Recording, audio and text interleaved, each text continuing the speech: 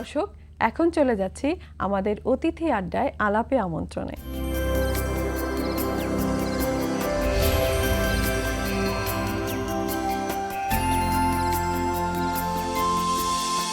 ফিরে এলাম আপনার কাছে। প্রথমেই আপনার ব্যান্ড থিয়েট্রিক্যাল, এই ব্যান্ড সম্পর্কে আপনার কাছে কিছু শুনবো। Theatrical it's a rock band. এটা একটা টোটালি রক ব্যান্ড পুরোপুরি, এবং রক ঘরানা গান করে থাকে। তো এটা মোর ইনটু থিয়েটার, এটা কারণ rock is a performing art, এই আর্টটা পারফর্ম করতে হয়। সো এইটার চিন্তা করে আরেকটু মোর বিভিন্ন মিউজিক্যাল ট্রিটমেন্ট করার জন্যেই, থিয়েট্রিক্যাল ট্রিটমেন্ট করার জন্য বা নাটকীয় বা অ্যাম্বায়েন্স বা আরও কিছু, এটা রক একটা ট্রিটমেন্ট করার জন্যই এটা বেসিক্যালি নতুন নাম থিয়েট্রিক্যাল। নতুন মানে এটা লাস্ট জুনে শুরু করা, গত বছরের জুনে শুরু করা, কারণ আমার আগের একটি ব্যান্ড ছিল, এটাতে প্রায় 10 বছর অলমোস্ট কাজ করলাম। তারপরে এখান থেকে বের হয়ে এটা শুরু করা আর কি, থিয়েট্রিক্যাল। আচ্ছা, কজন মেম্বার আছেন? আমাদের থিয়েট্রিক্যাল ব্যান্ডে 6 জন মেম্বার। আপনার এই ব্যান্ড থেকে তো একটি অ্যালবাম বেরিয়েছে যেটির নাম হচ্ছে অনিবার্য কারণবশত। এক্স্যাক্টলি, নামটি খুবই মজার। তো এই অ্যালবাম সম্পর্কে কিছু বলুন আমাদেরকে। আসলে এই অ্যালবামটাতে অনেক ভার্সেটাইল কাজ করার কনসেপ্ট নিয়ে, it's more into conceptual album. আর অনেক রকের বিভিন্ন ঘরানার একটা ট্রিটমেন্ট আছে, রক ব্যালাড আছে, প্লেন রক আছে, একটু মেটাল করার চেষ্টা করেছি, থ্র্যাশ মেটাল। সো তার হার্ড রক আছে, আবার কবিতাও আছে। আমি পোর্ট্রেট গান খুব কম করি, একটা গান রেখেছি যদিও পোর্ট্রেট লিরিকে, আর ম্যাক্সিমাম সব ডিরেক্ট। সো এবার একটা ট্র্যাকের কথা বলতে পারি, যেমন ছিটমহল গানটা আমাদের বাংলাদেশের যে আইডেন্টিটি, এই ছিটমহল যে এনক্লেভ ক্রাইসিস, এই ক্রাইসিসটা পার্শ্ববর্তী দেশের সাথে, এইটার একটা অ্যানালজি, কন্টেম্পোরাল অ্যানালজি দাঁড় করিয়েছি। এটার কবিতা ব্যবহৃত হয়েছে জয় গোস্বামীর নন্দরমা, এবং এটার অ্যানালজিতে আমি লিরিক করেছি এবং টোটাল কম্পাইল করে কম্পোজিশনটা করা। এখানে কতটি গান আছে? 9টা গান আছে। 9টা গান আছে, এবং কিছু ট্রিটমেন্ট আছে, যেমন ট্রিটমেন্ট করেছি বিদ্রোহী কবিতা কাজী নজরুল ইসলামের প্রথম 5টা লাইন, একটা শিরোচ্ছেদ, এটা যে একটা টপিকের উপর করা। দেয়ালিকায় জীবনানন্দ দাশের বোধ, ওটার প্রথম 5টা লাইন দিয়ে শুরু করা 1 নম্বর গানটা। তারপরে আছে সুধীন্দ্রনাথ দত্ত। মজার একটা কথা বলি, সেটা হচ্ছে সুধীন্দ্রনাথ দত্ত, হয়তোবা সুধীন দত্ত বলি আমরা। সুধীন দত্তের একটা কবিতা আছে উট পাখি, খুব বিখ্যাত কবিতা, 1930 দশকের কবিতা। 70 বছর পর এটাকে রক ব্যালাড করলাম, এটা আবৃত্তি করি নাই, ইটস পিওর রক।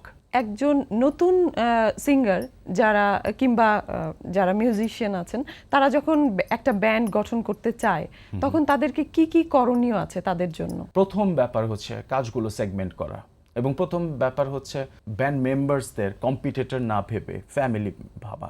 প্রথমটা, when you move with a band, এটা একটা বড় ব্যাপার।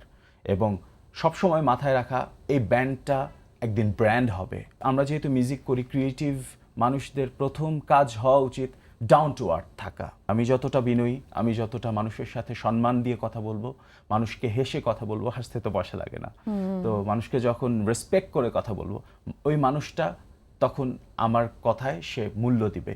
অনেস্ট থাকা কাজের প্রতি, কনসেপচুয়ালের চিন্তা করা। আমি কাজ এখন যদি করে গেলাম, 20 বছর পর মানুষ যদি এটা হাতড়ে না বেড়ালো, তাহলে আমি এই কাজ করব না। একটু ভিন্ন ধাঁচের প্রশ্ন করছি, আপনার এই যে সঙ্গীত জীবনের শুরুটা কবে হয়েছিল? ছোটবেলায় বাবার কাছে। কখন মনে হলো যে ব্যান্ড গঠন করবেন? এটা আসলে আমি তো কখনোই শিল্পী হয়ে ওঠার জন্য কখনোই ছিল না, কারণ when I was in high school I was totally detached from music. But পরে শেষের দিকে এসে এইচএসসি কমপ্লিট করার পর মনে হলো যে একটা গিটার ছিল, আমার ছোট মামা দিয়েছিলেন আমার এসএসসি পাস করার পর আমেরিকা থেকে এনে। তো ওই গিটারটা দিয়ে মনে হলো যে ছাক পড়ে আছে, লেটস হ্যাভ এ ব্যান্ড, একটা ব্যান্ড করি। তবে আমার সবচেয়ে কাছের 2 বন্ধু মিশু এবং বিদ্যুৎ, এই 3 জন মিলে আমরা শুরু করলাম। ব্যান্ডের কাজে কিংবা গান গাইতে দেশের বাইরে কি যাওয়া হয়েছে? গত বছর 2010-এ আমরা আমার আগের ব্যান্ড শহরতলি নিয়ে পারফর্ম করে এসেছি কলকাতাতে একটা পারফর্ম, আর এখন যাচ্ছে আমেরিকাতে যাচ্ছেন। ওখানে কয়টা শো হবে? ওখানে টোটাল 6টা শোর কথা আছে, দেখা যাক। So far so good.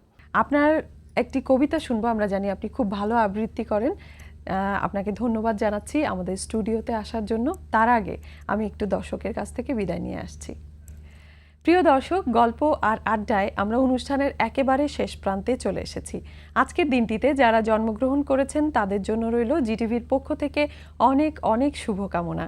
আপনার আগামী প্রতিটি দিন শুভ হোক, সুন্দর হোক, এই প্রত্যাশা করি। সামাজিক যোগাযোগের জনপ্রিয় ওয়েবসাইট ফেসবুকে চালু হয়েছে জিটিভির ফ্যান পেজ। আর জিটিভির অনুষ্ঠানমালা সম্পর্কে আপনিও আপনার ভালো লাগা, মতামত ও গুরুত্বপূর্ণ পরামর্শ আমাদের জানাতে পারেন এবং আমরা বৃহস্পতিবার তা প্রচার করে থাকি এই ঠিকানায়। প্রযোজক আয়োজনে আমন্ত্রণ, জিটিভি, 25 সেগুনবাগিচা, ঢাকা 1000, ফোন 83910221 থেকে 25 পর্যন্ত। ইমেল করবার ঠিকানা আয়োজনে আমন্ত্রণ @gazitv.com। প্রিয় দর্শক, দেখা হবে আগামীকাল আয়োজনে আমন্ত্রণে জিটিভির পর্দায়। সেই পর্যন্ত সবাই ভালো থাকুন, সুন্দর থাকুন। আজকের মতো এখানেই বিদায়। ভাইয়া, এবার আবৃত্তি শুনবো। ওকে, আমি দর্শকদের উদ্দেশ্যে কিছু বলে দিচ্ছি।